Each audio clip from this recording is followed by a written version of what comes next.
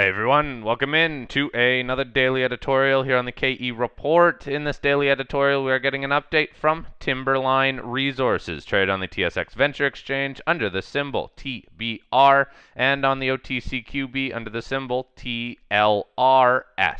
I am chatting with the President and CEO, Patrick Highsmith. Now, to bring everybody up to speed, Timberline is focused at the Eureka project in Nevada. This is on the Battle Mountain Eureka Gold Trend.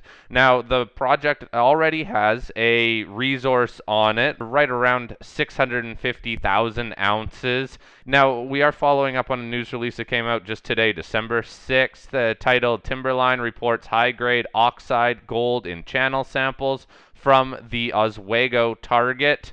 Now, this is the first news we're getting out of this Oswego target, and some of the grades that you are seeing from this surface sampling, upwards of 12 to 14 grams per ton gold. Patrick, just start us off, please, giving a little bit more color on this Oswego target and the importance of these higher grade samples, please. Good morning, Corey. Sure, happy to elaborate a little bit. Our results from Timberline today, as you said, are surface sampling from our huge Eureka project. And the thing is, this is a 70 square kilometer project on the Battle Mountain Eureka trend in Nevada. And Oswego is one of those targets. It's one of three trends on this huge property. It's actually about 1.5 kilometers east of our resource area. But no systematic work there for many years, Corey, but we knew there was high grade there reported by previous workers, sort of 12 grams in surface sampling that we knew about. And finally, we got in there this summer, did some systematic sampling. We brought in an excavator. We cut across this fault zone and we channel sampled along the fault zone. And so these are systematic work, Corey. We used diamond saws, we used hammer drills, really hit this rock hard. And in doing so, along this fault, we got two really nice runs, one 25.9 meters of continuously mineralized samples, averaging 14.42 grams per ton. And that had a 7.6 meter strike length that averaged 23.16 grams. And those rocks are oxidized, really good looking numbers at surface. And then a little south of that, another channel, 27.4 meters of continuously mineralized rocks, averaging about 12.02 grams per ton, again, all oxidized. And we even trenched across this cliff, Corey, from the foot of this cliff, we were able to trench across the structure to get true width. And there we also reported we've sampled about 8.2 meters of true width in one case, 10.7 meters in a couple more cases. And those are lower grade, but still consistently mineralized, 1.68 grams per ton average and 3.63 over that those true width crosscuts. We could not cut across the highest grade rock. It was just too hard, and there's a cliff there. So a lot more work to do in the third dimension, Corey, and we have already put a few drill holes under this target. All right, so figure 2 in the news release does a good job of outlining those two different areas of the channel samples, the grade and the widths, as well as some of these other little offshoots. So I will post that figure below this interview. Give us some more information then, please, on the drilling. You mentioned you have completed some drill holes here. How many drill holes? What was the strategy around these holes, please? You know, we're so excited. This opportunity all falls on a patented claim, Corey, which is a great place to work in Nevada, easily permittable since it's private minerals and surface. And so what we did is we moved swiftly when we saw these results coming back, and we had limited access because there is this cliff there right on the fault. But we put, I think the number, Corey, is 5 fairly shallow holes. They're angled back to the east. And folks looking at figure 2 will be able to see those proposed drill hole locations. Most of those are now completed. So we've got about 5 drill holes back across this structure. And the idea is the fault dips steeply to the west. So with these drill holes, we'll hit it a little bit down dip. Probably not too deep, probably no deeper than about 60, 70 meters tops. But we'll be able to cut it in several places and see how that mineralization continues down dip. And there's some favorable host rocks down there too. There's sort of a bigger picture target here as well. We're just focusing on this high grade structure for now. And so really thrilled the guys were able to get 5 drill holes in before the snow chases us out here, maybe in a few weeks.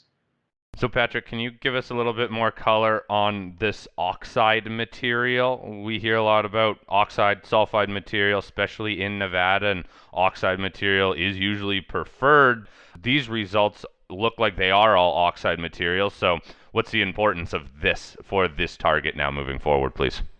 Yeah, as you and most of your audience would probably know, Corey, Nevada is home to really the birthplace of large scale heap leach mining back in the 80s. And in fact, the Eureka project just north of here may be the first heap leach gold mine in Nevada. So our Windfall project or Windfall target at Eureka was one of the earlier heap leach gold mines. Now, what that means is the sulfide minerals that often contain the gold have been oxidized or rusted. And so when that happens, the chemistry, quite frankly, is just a lot simpler. The gold's more available to be leached out of the rock with a dilute cyanide solution, and it can lead to low-cost gold recovery.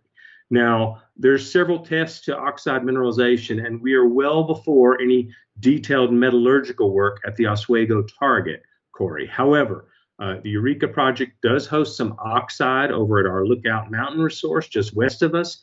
And here at Oswego, the geologists have confirmed that these rocks are visibly oxidized. When we look at them, we do not see fresh sulfide minerals. That's the first test. And secondly, we've assayed all these samples, Corey, for a second test, just to be a bit more rigorous, which is a cyanide leach test, which you compare with the fire assay, which is total gold. And as we reported in the news release, an average of 93% of the gold was recovered by these cyanide leach tests. That's a generally favorable result and a favorable early indication that this mineralization, at least at surface, is oxide. And with this kind of grade, quite frankly, Corey, a lot more of this sort of grade would certainly have the potential to be economic. So all important to get after the drilling, to test this thing out in 3 dimensions, and to keep up the technical work that Timberline is known for.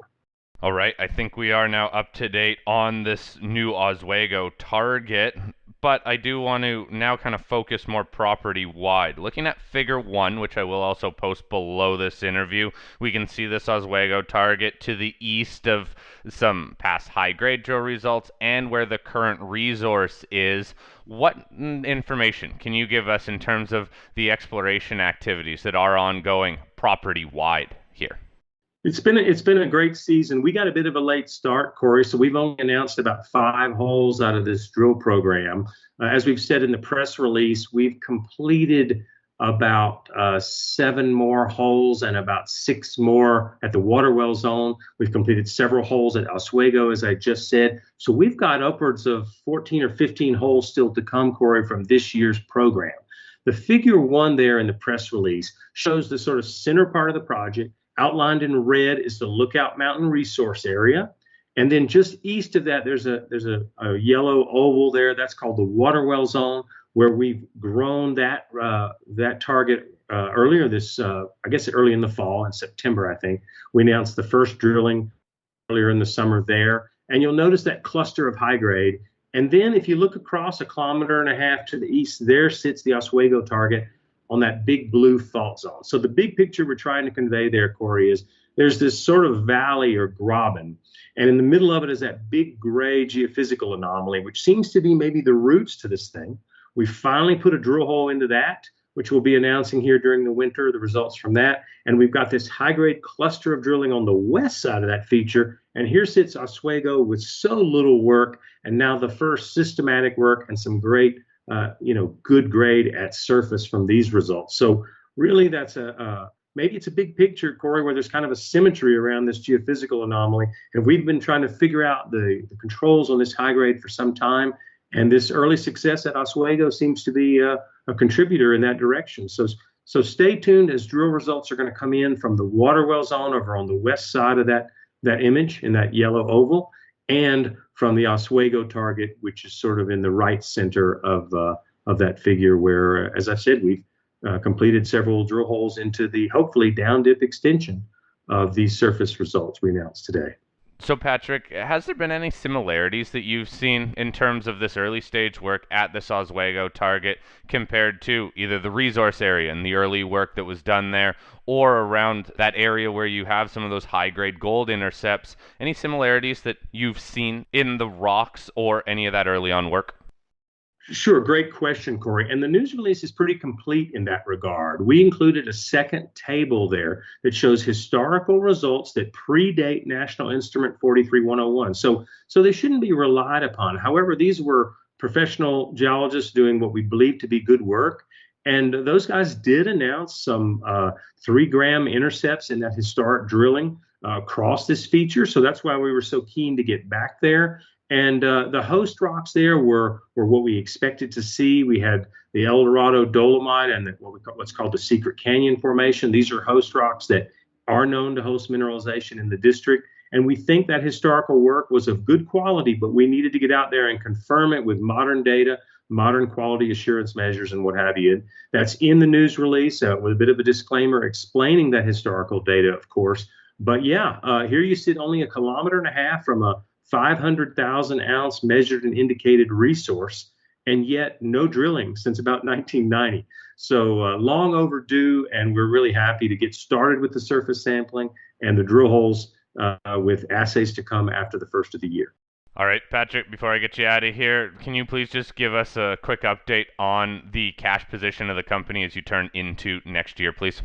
Yeah, we are a U.S. issuer, Corey, so forgive me for using U.S. dollars, but our last cash position was about $2.5 million U.S. The budget has been performing extremely well, and we expect to complete this year's program with around $1 million in the bank here in the winter. So it's been a great program, well executed by Steve Osterberg, our Vice President of Exploration, and we should have a nice cash nest egg really for the winter. And who knows, we may be drilling in midwinter, Corey, if results dictate. We have all season access to this property.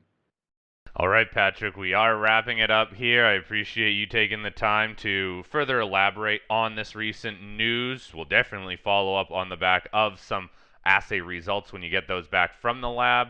If anybody has any follow-up questions for Patrick regarding any of the work that's gone on within Timberline Resources, please email me, fleck@kereport.com. I will get Patrick to address those, and as I mentioned, we will follow up on the back of some more news. Patrick, thanks for your time today. Hope you have a great rest of your week. Thank you. You too, Corey.